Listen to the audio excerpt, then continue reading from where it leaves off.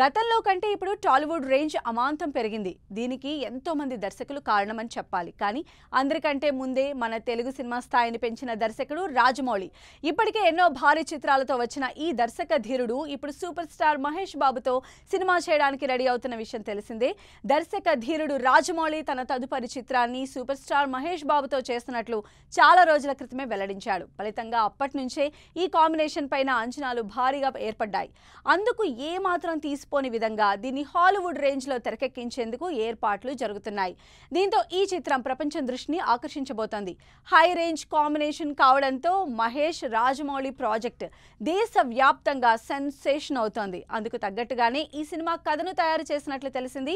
దీని బాధ్యతను జక్కన్న తన తండ్రి విజయేంద్ర ప్రసాద్ కు అప్పగించడంతో ఆయన చాలా రోజులు ఈ మూవీ కథపైన వర్కౌట్ చేశారు. ఈ క్రమంలోనే ఇటీవలే స్క్రిప్ట్ ను పూర్తి చేసినట్లు ఆయనే స్వయంగా తెలిపారు.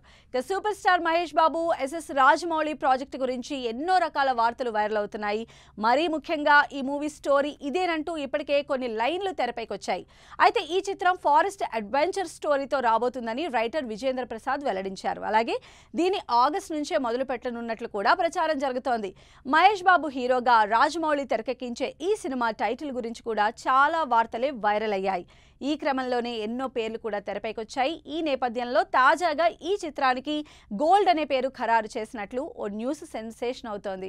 ఇది యూనివర్సల్ టైటిల్ కావడం వల్లే దీన్ని ఫైనల్ చేసినట్లు తెలిసింది. త్వరలోనే దీనిపైన అధికారిక ప్రకటన రాబోతుందనే టాక్ వినిపిస్తోంది.